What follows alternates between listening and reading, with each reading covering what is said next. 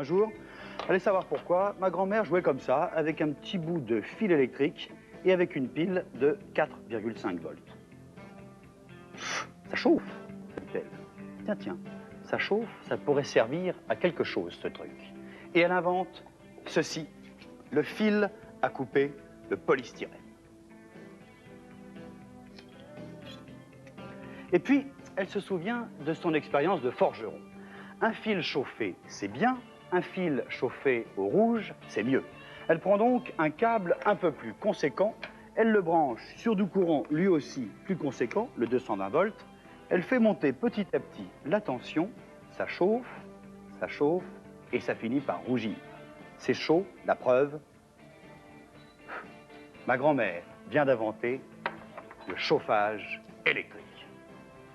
Décidément, elle a également de la suite dans les idées. Elle se souvient encore une fois de son expérience de forgeron. Le fer chauffé devient rouge, mais si je pousse la forge, si j'augmente la température, il est chauffé à blanc. Regardons ce que ça donne avec mon petit fil électrique. Je remets la tension, ça chauffe, c'est chauffé au rouge, je monte encore la tension, pout! Le filament est tellement chaud qu'il a brûlé, qu'il s'est consumé dans l'air. Qu'il se consume dans l'air au contact de l'oxygène, se dit ma grand-mère. Bon sang, mais c'est bien sûr, si j'enlève l'air, si je fais le vide autour de mon fil, il ne pourra plus se consumer, il ne pourra plus brûler. Pas d'air, pas d'oxygène, pas de flamme. Elle fonce dans son atelier pour fabriquer ceci, une ampoule.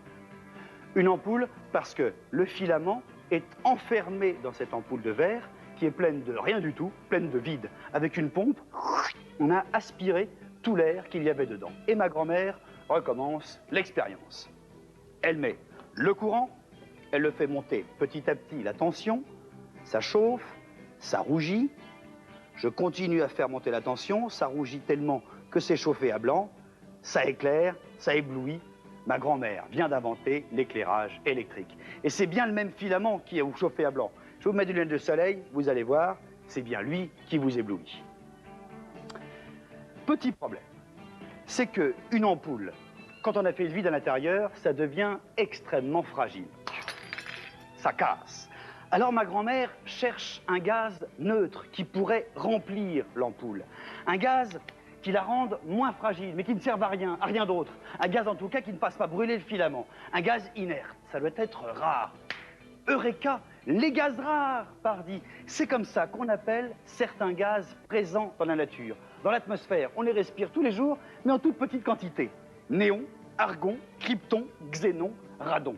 Ma grand-mère retourne à son atelier, reprend une ampoule, enlève l'air et le remplace par un de ces fameux gaz rares. Dans mon ampoule, il y a maintenant du krypton. Les pressions sont équilibrées entre l'intérieur et l'extérieur. L'ampoule est beaucoup moins fragile.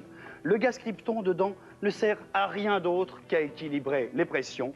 Ma grand-mère vient d'inventer l'ampoule au krypton.